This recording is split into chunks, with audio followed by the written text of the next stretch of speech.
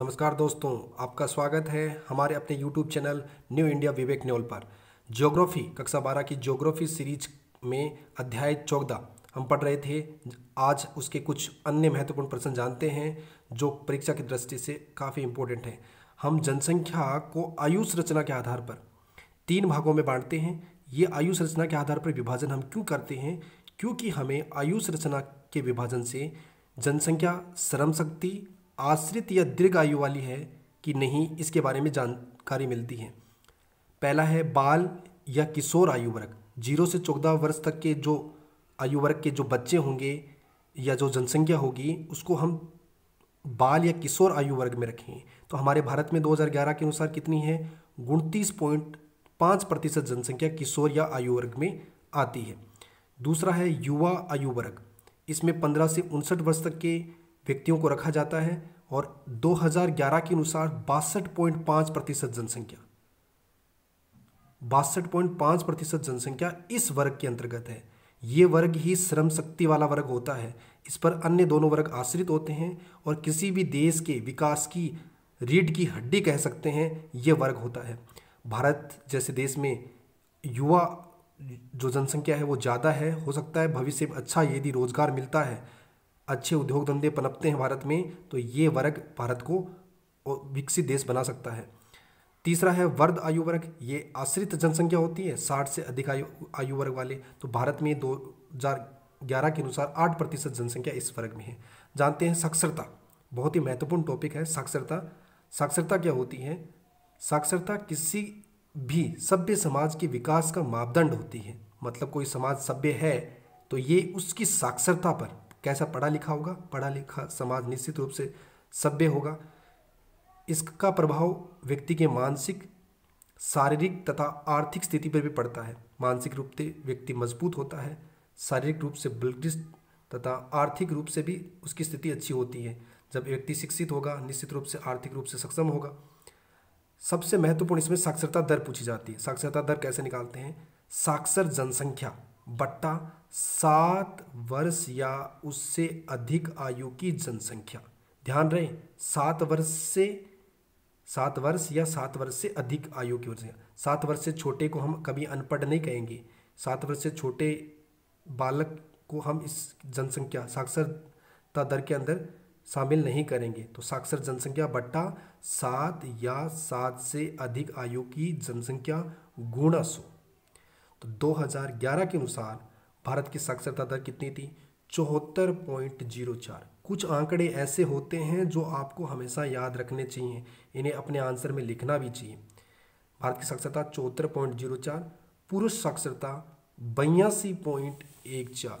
पुरुष साक्षरता 82.14, जबकि महिला साक्षरता 65.46।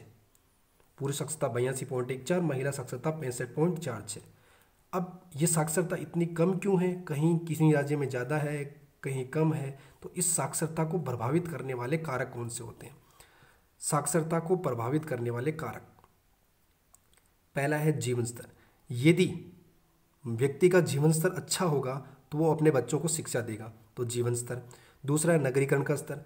नगरों में साक्षरता का प्रतिशत अधिक होता है क्योंकि वहाँ शिक्षण संस्थाओं की सुविधाएं अच्छी होती हैं। समाज में स्त्रियों की स्थिति, यदि समाज में स्त्रियों की स्थिति अच्छी है तो वो भी 50% की भागीदारी रखती हैं, तो वो भी साक्षर होंगी, तो निश्चित रूप से साक्षरता का जो प्रतिशत है वो बढ़ेगा। शैक्षणिक सुविधाओं की उपलब्धता, किसी भी देश में उस देश में शैक्षणिक सुविधाएं कैसी हैं, स्कूलें पूर्णतया हैं कि नहीं हैं, बड़ी यूनिवर्सिटी हैं कि नहीं हैं। यातायात व संचार साधनों का विकास, यातायात व संचार साधनों का विकास भी बहुत जरूरी है। गांव से शहरों की तरफ अच्छा यातायात हो तो गांव के बच्चे शहरों में पढ़ने के लिए आ सकते हैं। अच्छी संचार सुविधाएं हों तो भी इसका फायदा मिलता है। जातीय संरचना, यदि किसी भी समाज में जातीय संरचना ज़्यादा होगी तो वहाँ पर साक्षरता दर निश्चित रूप से कम होगी, इसलिए जातीय संरचना कम होनी चाहिए। सार्वजनिक नीति, सरकार की जो नीतियाँ होती हैं वो भी साक्षरता को बढ़ावा देती हैं। सरकार यदि अच्छे प्रोग्राम चलाए, साक्षरता के लिए अधिक खर्चा करे या उसके लिए अधिक शैक्षणिक सुविधाएं उपलब्ध करवाए तो निश्चित रूप से साक्षरता में वृद्धि होती है। अब भारत में महिला साक्षरता पुरुषों की उपेक्षा देखिए कितनी कम है, लगभग 17% कम है। तो इस महिला साक्षरता कम होने के क्या कारण है?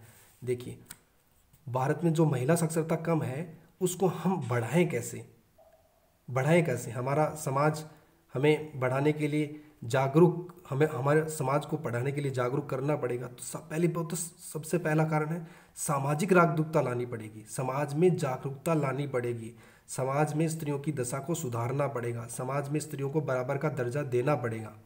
सरकारी प्रोत्साहन, सरकार भी बालिका शिक्षा को प्रोत्साहन दे, अनेक योजनाएं चलाएं जिससे बालिकाओं की शिक्षा में रुचि बढ़े तथा वो स्कूलों तक पहुँचे। प्राथमिकता ये कि वो स्कूलों तक पहुँचें। 10वीं के बाद बहुत सारी बालिकाएं स्कूल छोड़ देती हैं। यदि उनके लिए अच्छे प्रोग्राम चलाए सरकार या पुरस्कार राशि दे तो ये कार्य हो सकता है। लैंगिक विभेदीकरण में कमी, जो हम लैंगिक आधार पर विभेदीकरण करते हैं बालक बालिका का, उसमें कमी आए। साक्षरता दर के आधार पर राज्यों का वर्गीकरण करें। एक जो हमारा 74.04 साक्षरता दर है देश की, उसके आधार पर हम 2 भागों में बांट सकते हैं। एक तो राष्ट्रीय औसत से अधिक साक्षरता वाले राज्य, एक राष्ट्रीय औसत से कम साक्षरता वाले राज्य।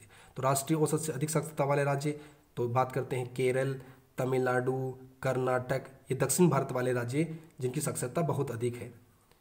बात करते हैं राष्ट्रीय औसत से कम साक्षरता वाले राज्य, बिहार 63.82, बिहार की साक्षरता भारत में सबसे कम है। दूसरे नंबर पे राजस्थान, नीचे से दूसरे नंबर पे राजस्थान, और महिला साक्षरता में राजस्थान अंतिम स्थान पर है, साक्षरता 67.06 है। तो साक्षरता के आधार पर हमने 2 भागों में बांट लिया, एक तो राष्ट्रीय औसत से अधिक साक्षरता, एक राष्ट्रीय औसत से कम साक्षरता।